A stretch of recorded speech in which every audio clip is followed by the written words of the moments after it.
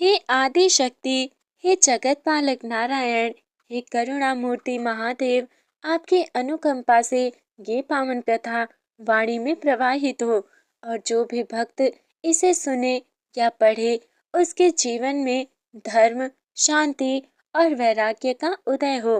भक्तों, माघ मास केवल स्नान और व्रत का महीना नहीं है, ये आत्मा के परिष्कार का काल है।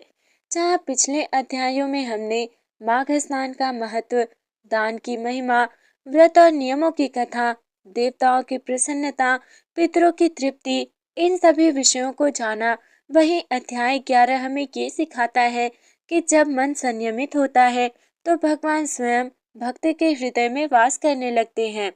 ऋषियों ने कहा है, मागे संयमवान नित्यम सदैव समोदिते, अर्थात जो मनुष्य माघ मास में इंद्रियों पर संयम रखता है वो देवताओं के समान आनंद को प्राप्त करता है। संयम का अर्थ केवल भोजन कम करना नहीं, संयम का अर्थ है वाणी पर नियंत्रण, दृष्टि में पवित्रता, मन में शुद्ध भाव और कर्म में सत्यता। एक समय की बात है, नैमिषारण्य के पावन वन में महर्षि शौनक ने सूत्रधार महर्षि से प्रश्न किया, हे भगवान, माघ मास में ऐसा क्या रहस्य है कि थोड़े से नियम से भी मनुष्य महान पुण्य का भागी बन जाता है। तब महर्षि ने मंद मुस्कान के साथ कहा, वत्स, ये प्रश्न अत्यंत गूढ़ है। इसका उत्तर स्वयं धर्मराज ने देवताओं को दिया था। स्वर्ग लोक में एक दिव्य सभा सजी थी। देवता, गंधर्व, अप्सराएं और स्वयं इंद्र उपस्थित थे। तभी धर्मराज यम ने कहा, हे देवगण, माघ मास में पृथ्वी पर जो संयम, दान और नाम स्मरण होता है उसका प्रभाव हमारे लोगों तक पहुंचता है। देवता विस्मित रह गए। धर्मराज बोले, माघ मास में यदि कोई भी भक्त केवल नारायण नाम का स्मरण भी कर ले तो उसके अनेक जन्मों के पाप हिम के समान पिघल जाते हैं, क्योंकि शीत ऋतु में तपस्या सहज होती है, मन स्थिर रहता है, प्रकृति स्वयं साधना में सहायक बनती है। महर्षि आगे कहते हैं, माघ मास केवल सन्यासियों के लिए नहीं, गृहस्थ के लिए भी उतना ही फलदायक है। यदि कोई गृहस्थ प्रातः स्नान करे, दीप जलाए, माता पिता का आशीर्वाद ले, अतिथि को भोजन दे और ईश्वर का स्मरण करे तो उसका घर तीर्थ के समान पवित्र हो जाता है। भक्तों, अध्याय 11 का पहला संदेश स्पष्ट है कि भगवान दूर नहीं, संयम और श्रद्धा से वे हमारे भीतर प्रकट होते हैं। ऋषियों ने कहा, मौन सर्वार्थ साधनम, अर्थात मौन ही समस्त साधनाओं का मूल है। माघ मास में यदि मनुष्य केवल एक प्रहर भी मौन धारण कर ले तो उसके भीतर की चंचलता धीरे धीरे शांत होने लगती है। शीत ऋतु में प्रकृति स्वयं मौन होती है, वृक्ष निःशब्द खड़े रहते हैं, नदियां गंभीर होकर बहती हैं, आकाश भी शांत प्रतीत होता है। ऐसे में जब भक्त मौन के साथ स्नान और जप करता है तो उसका मन ईश्वर के तरंगों से जुड़ जाता है। महर्षि शौनक ने कहा, हे भगवान, क्या कोई ऐसा उदाहरण है जहाँ केवल माघ मास के नियमों से किसी ने महान गति पाई हो? महर्षि ने कहा, वत्स, मैं तुम्हें राजा धर्मकेतु की कथा सुनाता हूँ। प्राचीन काल में धर्मकेतु नाम का एक राजा था। वो पराक्रमी तो था, परंतु क्रोधी और अहंकारी था। दान करता था, पर यश के लिए, पूजा करता था, पर दिखावे के लिए। एक वर्ष माघ मास आया। राजा शिकार पर गया और मार्ग भटक कर एक वृद्ध तपस्वी के आश्रम पहुंचा। तपस्वी ने कहा, राजन, यदि सच में पुण्य चाहते हो तो इस माघ मास में मौन और संयम का पालन करो। राजा ने संकल्प लिया, प्रातः स्नान, सूर्यास्त तक मौन, रात्रि में केवल फलाहार और ओम नमः शिवाय का जप। पहले दिन मन व्याकुल हुआ, दूसरे दिन क्रोध जागा, तीसरे दिन अहंकार टूटा, सातवें दिन राजा की आंखों से आंसू बहने लगे। उसने अनुभव किया कि मैंने जीवन में पहली बार स्वयं को जाना है। कथा कहती है, माघ मास के अंतिम दिन राजा को स्वप्न में भगवान शिव के दर्शन दिए। महादेव बोले, वत्स, मौन और संयम से तूने अपने भीतर मुझे प्राप्त कर लिया है। भक्तों, इस भाग का सार यही है कि शब्दों से नहीं, मौन से भगवान मिलते हैं। ऋषि मुनियों ने कहा है, दानम भोगान विनाशया भावेन तो फल प्रदम, अर्थात दान केवल वस्तु से नहीं भाव से पुण्य देता है। माघ मास में किया गया छोटा सा दान भी अनंत फल प्रदान करता है, यदि उसमें श्रद्धा और विनय हो तो। माघ मास में सूर्य उत्तरायण होता है, देवता पृथ्वी के समीप होते हैं, पितृगण संतुष्ट रहते हैं और पुण्य कई गुना बढ़ जाता है। इसलिए शास्त्र कहते हैं, माघे दानम सहस्त्र गुणम। माघ मास में विशेष रूप से दान के 5 श्रेष्ठ रूप बताए गए हैं। पहला दान है अन्नदान, दूसरा है वस्त्र दान, तीसरा है तिल दान और चौथा है दीप दान, पांचवा है जल दान। ये 5 दान मानव को दरिद्रता, रोग और पाप से मुक्त करते हैं। अब सुनिए एक अत्यंत सरल पर हृदय को छू लेने वाली कथा। गांव में धर्मवती नाम की एक गरीब गृहिणी रहती थी। उसके पास ना धन था, ना आभूषण, ना कोई बड़ा घर, पर उसके पास था अटूट विश्वास। माघ मास के प्रथम दिन उसने मन ही मन कहा, हे नारायण, मेरे पास देने को कुछ नहीं, पर जो भी है वो आपका है। उसने प्रतिदिन थोड़ा सा अन्न बचाया, एक दिया जलाया और स्नान के बाद भगवान का स्मरण भी किया। एक दिन एक भूखी गाय उसके द्वार पर आ खड़ी हुई। धर्मवती ने अपने हिस्से का एक आखिरी निवाला गाय को दे दिया। उस रात धर्मवती ने स्वप्न देखा कि भगवान विष्णु उसके घर पधारे हैं। भगवान बोले, माता, तूने माघ मास में अपने अभाव में भी दान किया है। ये दान ब्रह्मदान के समान है। अगले दिन उसके घर अन्न की कमी न रही। गांव में उसे सम्मान मिला और सबसे बड़ा वरदान, उसके मन से डर चला गया। भक्तों, इस भाग का ये सार है कि माघ मास में दान वस्तु से नहीं, त्याग और करुणा से फल देता है। ऋषियों ने कहा है, जपो यज्ञो माघे मासी, जपे नैव ही सिद्धयति। अर्थात माघ मास में किया गया जप स्वयं यज्ञ के समान होता है। जहाँ अन्य मासों में वर्षों का तप लगता है, वहीं माघ मास में वही फल कुछ ही दिनों में प्राप्त होता है। भक्तों, माघ मास में सभी मंत्र फलदायी होते हैं, पर एक मंत्र ऐसा है जो साधारण भक्त के लिए भी अत्यंत प्रभावी माना गया है। वो मंत्र है ओम नमो भगवते वासुदेवाय। भक्तों, ये मंत्र मन की अशांति हरता है, घर में सकारात्मक ऊर्जा लाता है और जीवन की दिशा बदल देता है। माघ मास में स्नान के पश्चात जप करने का फल सहस्त्र गुना बढ़ जाता है। शास्त्र कहते हैं, माघे स्नात्वा जपम कुर्यात् जन्म कोटय घनाशयम। अब सुनिए एक अत्यंत रहस्यमयी कथा। वन में महातपस्वी वशिष्ठ कुमार नामक ऋषि रहते थे। उन्होंने संकल्प लिया कि माघ मास में केवल जप से ईश्वर की प्राप्ति करेंगे। उन्होंने प्रतिदिन नदी में स्नान किया, मौन व्रत रखा और केवल एक मंत्र का जप किया, पंचाक्षरी मंत्र, ओम नमः शिवाय। माघ मास के मध्य में उनके सामने कई बाधाएं आई, शरीर की पीड़ा, मन का विचलन और भ्रम की छाया, पर उन्होंने जप नहीं छोड़ा। माघ पूर्णिमा की रात्रि आती है, आकाश प्रकाशमान हो उठा, भगवान शिव स्वयं प्रकट हुए। शिव ने कहा, वत्स, माघ मास में किया गया एकाग्र जप मुझे भी बाध्य कर देता है। भगवान शिव ने उन्हें वर दिया, जन्म मरण से मुक्ति और लोक कल्याण की शक्ति तुम्हें प्राप्त होगी। भक्तों, इस भाग का ये सार है कि माघ मास में जप केवल शब्द नहीं, वो स्वयं ईश्वर का रूप बन जाता है। शास्त्र कहते हैं, माघे मासी कृतम व्रतम देवतैरपि दुर्लभम। अर्थात माघ मास में किया गया व्रत देवताओं के लिए भी दुर्लभ फल देने वाला होता है। ये व्रत शरीर को शुद्ध करता है, मन को संयम देता है और आत्मा को प्रकाश से भर देता है। व्रत केवल भूखे रहना नहीं, नियम निभाना नहीं। व्रत का अर्थ है इंद्रियों पर विजय और मन की शुद्धि। माघ मास में यदि मन से किया गया एक दिन का व्रत भी जीवन की दिशा बदल देता है। माघ मास में 3 व्रत अत्यंत फलदायी माने गए हैं। पहला है एकादशी व्रत, विष्णु कृपा प्राप्त होती है। दूसरा है सोमवार व्रत, शिव अनुग्रह मिलता है। तीसरा है माघ अमावस्या व्रत, पितृ और पुण्य मिलता है। प्राचीन काल में राजा सुदर्शन नामक एक प्रतापी राजा थे, परंतु राज्य था, धन था, वैभव था, फिर भी जीवन में अशांति थी। राजा क्रोधी थे, अहंकार से भरे थे, प्रजा का दुख नहीं समझते थे। फलस्वरूप राज्य में अकाल पड़ा।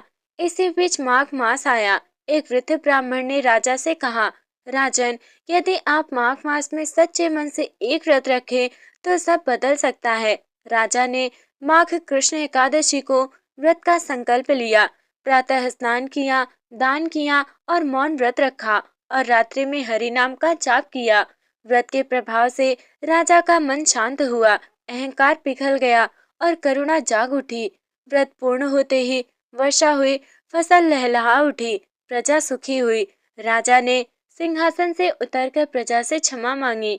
भक्तों, माघ मास में किया गया व्रत केवल ईश्वर को नहीं, स्वयं को भी बदल देता है।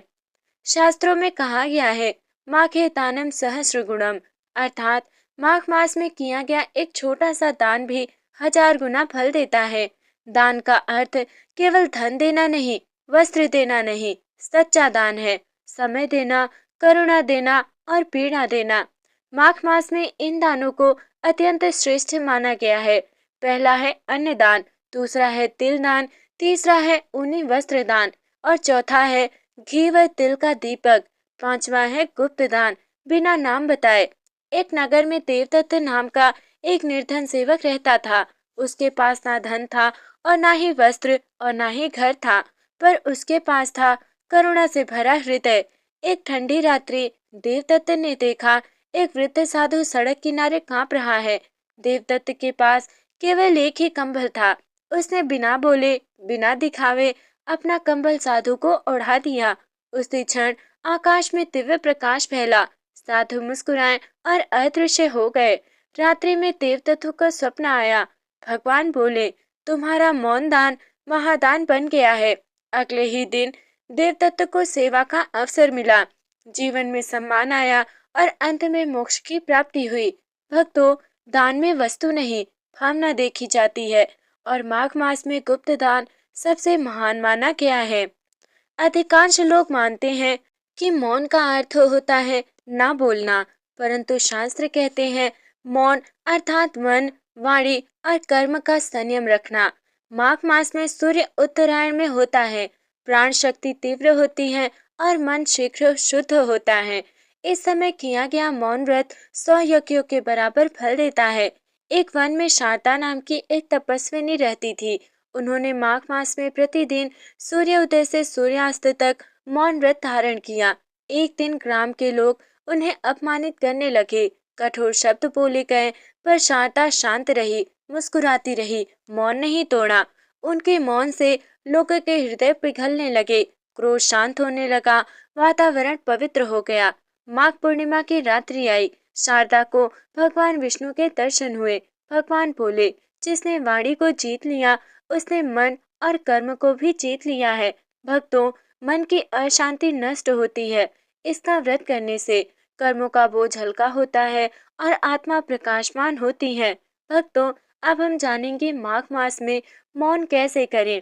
सबसे पहले सूर्योदय से पहले स्नान करें, भगवान का स्मरण करें, अनावश्यक वाणी से दूर रहें, सत्य और मधुर बोले, रात्रि में क्षमा प्रार्थना करें, सोते समय भगवान से अपने हिस्से और अपने समाज के हिस्से से प्रार्थना मांगे।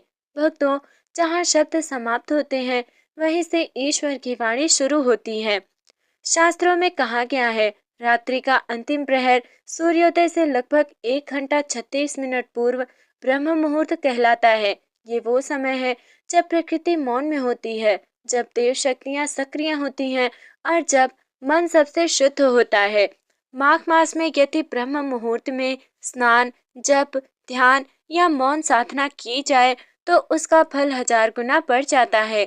एक साधक थे, उनका नाम था देवदत्त। वे माघ मास में प्रतिदिन ब्रह्म मुहूर्त में जागते थे।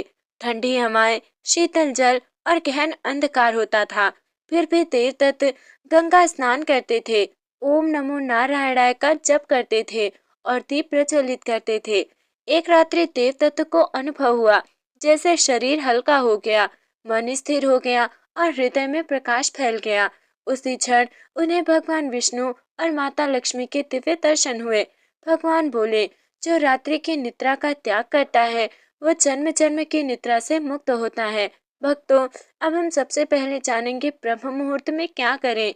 मौन के साथ उठें, शुद्ध जल से स्नान करें, दीप प्रज्वलन करें, 108 बार नाम जप करें, क्षमा और प्रार्थना मांगे। भक्तों, जो जागता है ब्रह्म मुहूर्त में, वही जागता है जीवन के सत्य में। शास्त्र कहते हैं, दानम माघे सहस्त्र गुणम फलति। माघ मास में किया गया दान 1000 गुना फल देता है। परंतु सबसे महान दान क्या है? वो है गुप्त दान। गुप्त दान क्या होता है? आप लोग यही सोच रहे हैं। तो चलिए इसका उत्तर भी जानते हैं। गुप्त दान वो होता है जिसमें न दाता का अहंकार हो, न लेने वाले की लज्जा, न समाज को कोई सोच ना हो, केवल करुणा, श्रद्धा और मौन हो। प्राचीन काल में एक प्रतापी राजा थे, धर्मकेतु। उनके पास अपार धन, विशाल राज्य और यश की कोई कमी नहीं थी, परंतु उनका मन अशांत रहता था।